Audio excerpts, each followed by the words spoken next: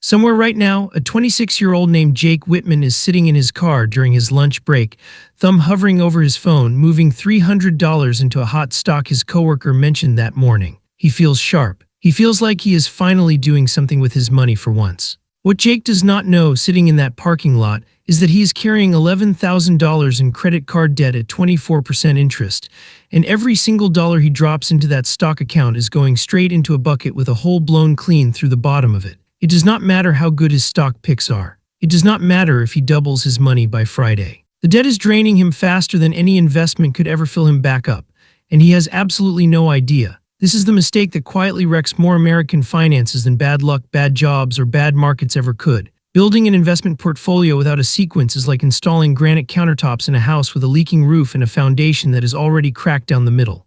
It looks impressive for about 6 months.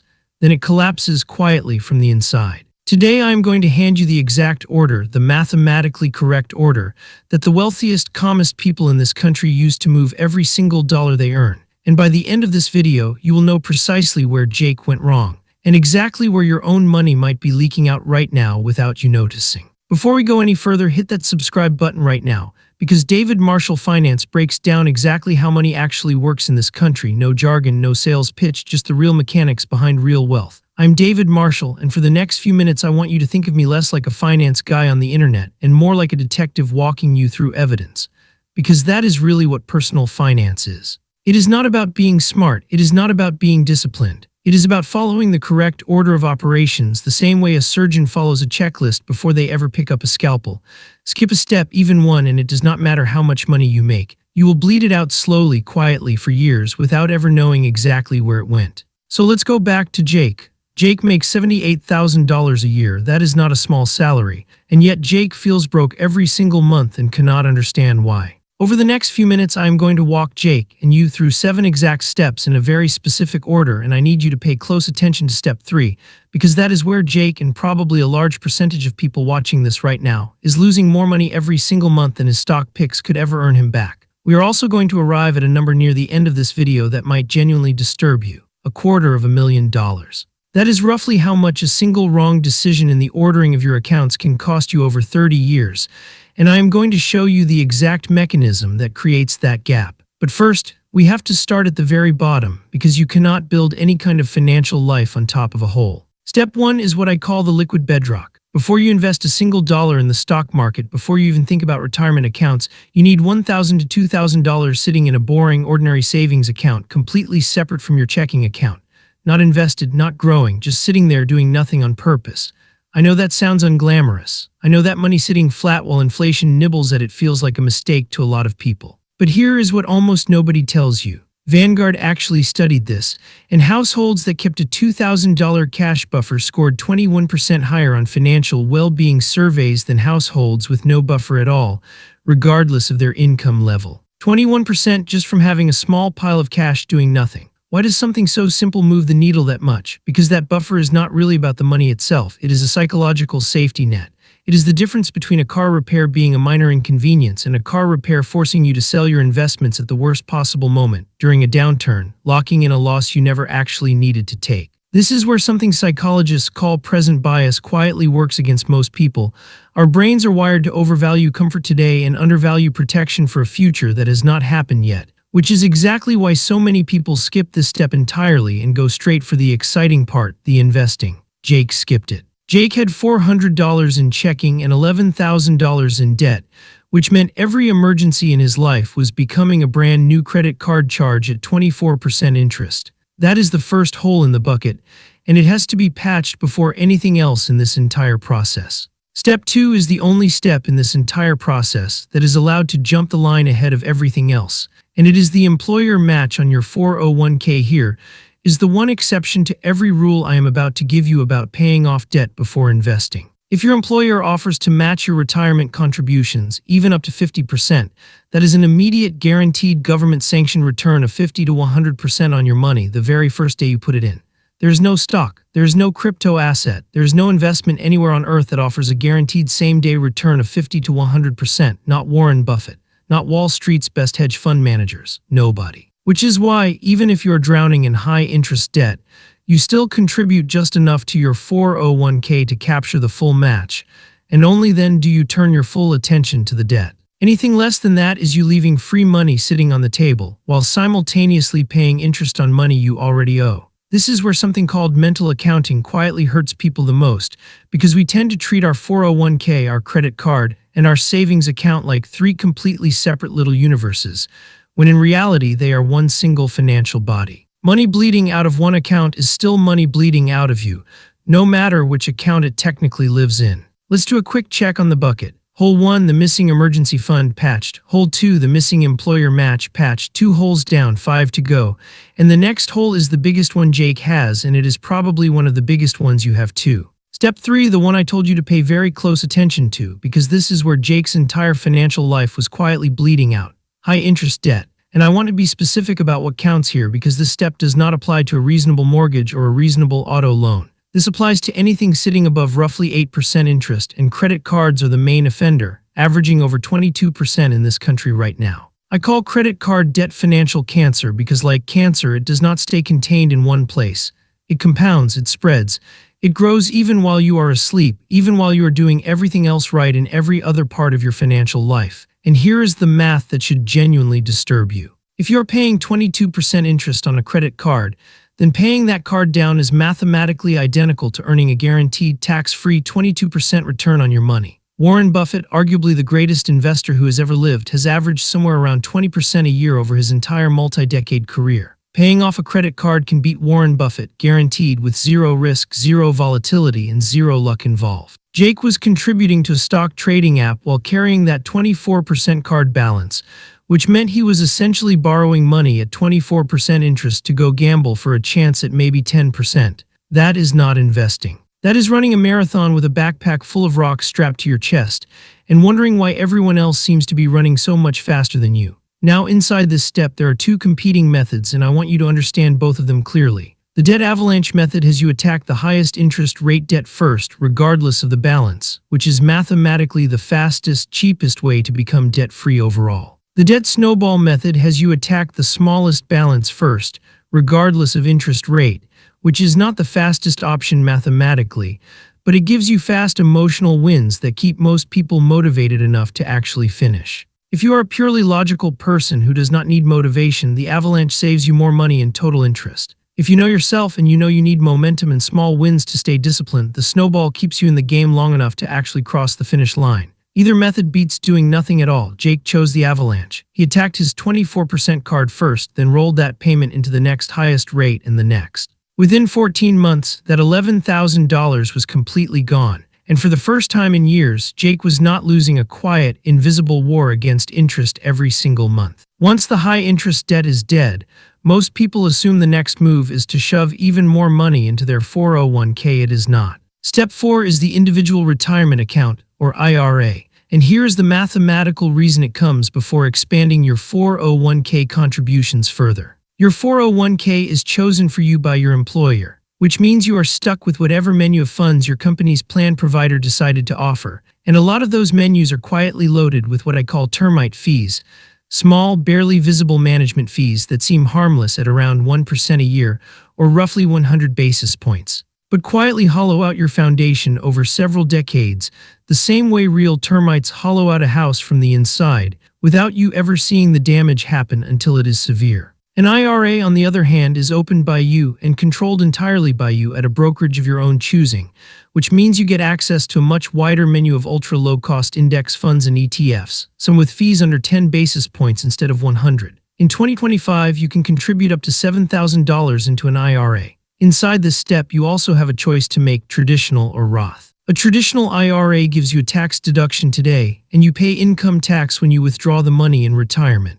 A Roth IRA gives you no deduction today, but every single dollar of growth comes out completely tax-free in retirement, no matter how large that account eventually becomes.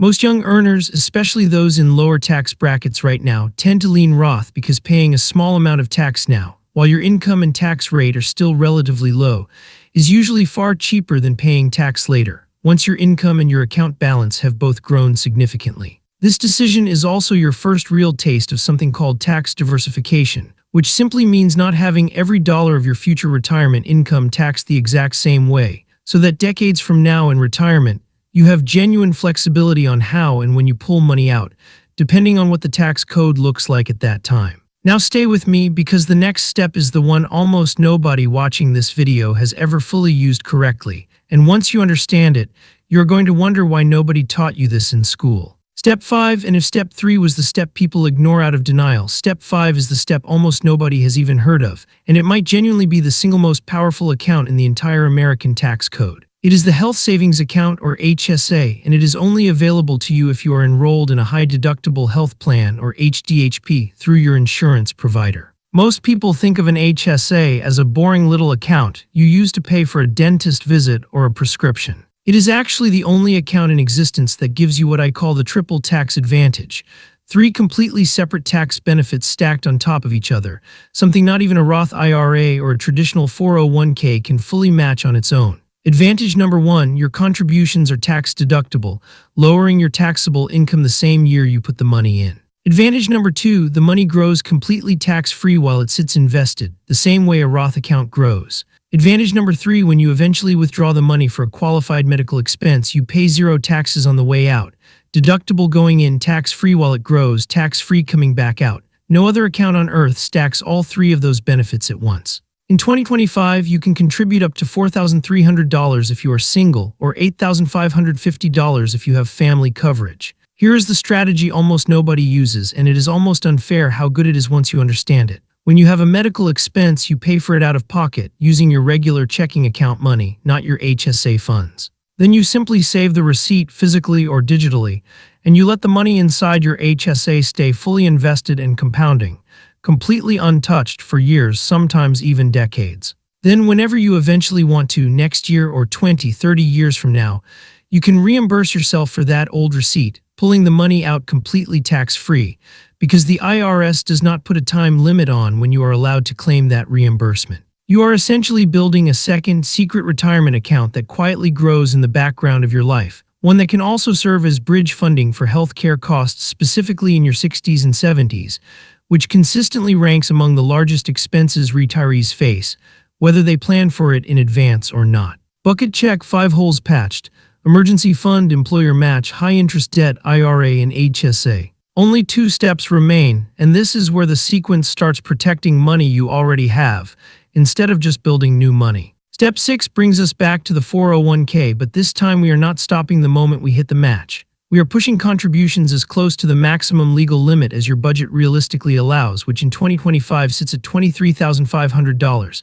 By this point in the sequence, notice what has already happened.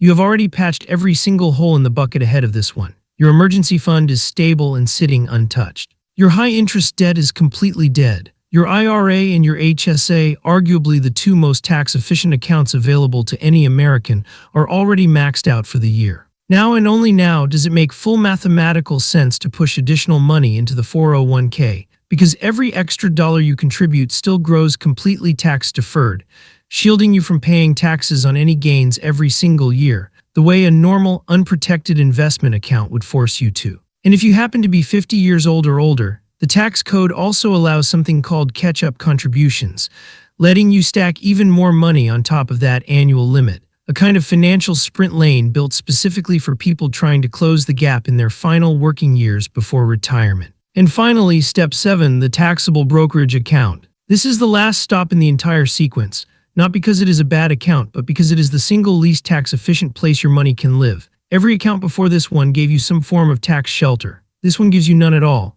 And this is exactly where I need to explain the concept that quietly costs American investors more money than almost any single other mistake in this entire process.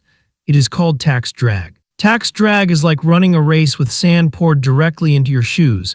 You can still finish the race. You can still technically win. But every single step along the way costs you slightly more energy than it should. And over a long enough race, that small extra cost compounds into a massive, undeniable gap between you and the person running the exact same race without any sand in their shoes at all. Inside a taxable brokerage account, you pay capital gains tax whenever you sell an investment for a profit. And in most years, you also pay dividend tax on income your investments throw off, even if you never touch or withdraw a single dollar of it. Compare that to money growing inside an IRA or an HSA, almost completely shielded from those repeated yearly tax hits. And here's the number I promised you earlier in this video. When you model two identical investors, contributing the exact same amount of money, earning the exact same rate of return over a full 30-year period, with the only difference being that one of them used tax-advantaged accounts first while the other defaulted straight into a taxable account, the investor who used the taxable account first ends up with more than $250,000 less by the end of those 30 years. Same income, same discipline, same investment choices.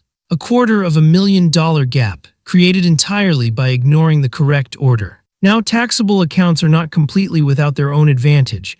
There is something called step-up in basis, meaning that if you hold an investment in a taxable account until you eventually pass it down to your heirs, the cost basis resets to the current market value at the time of inheritance, potentially wiping out decades of accumulated capital gains tax for the person who inherits it from you. That makes the taxable brokerage a genuinely powerful tool for generational wealth. But it is a final chapter tool, not a starting chapter tool, which is exactly why it sits at step 7, the bridge between your working years and the wealth you eventually pass on, or spend freely, once every other tax shelter available to you has already been fully unlocked. Let's go back to Jake one final time. 14 months after he stopped feeding a bucket with a hole blown through the bottom of it, Jake had a fully funded emergency fund sitting untouched, zero credit card debt for the first time since college, an employer match he was capturing in full every single paycheck, and money finally flowing into his IRA and his HSA in the correct order. No more backpack full of rocks strapped to his chest. No more sand hidden in his shoes. Just a bucket with every single hole patched, finally holding water the way it was always supposed to. He did not get a raise. He did not discover some secret stock everyone else missed. He simply stopped losing money to the wrong sequence and let the math quietly do the rest of the work in the background, without him having to obsess over it every single day of his life. And that brings me to something I want to leave you with every single time you watch this channel, something I call the oxygen philosophy. You do not think about oxygen when you have it. Nobody walks around consciously grateful for the air entering their lungs on a random Tuesday afternoon. You only think about oxygen the exact moment it is taken away from you.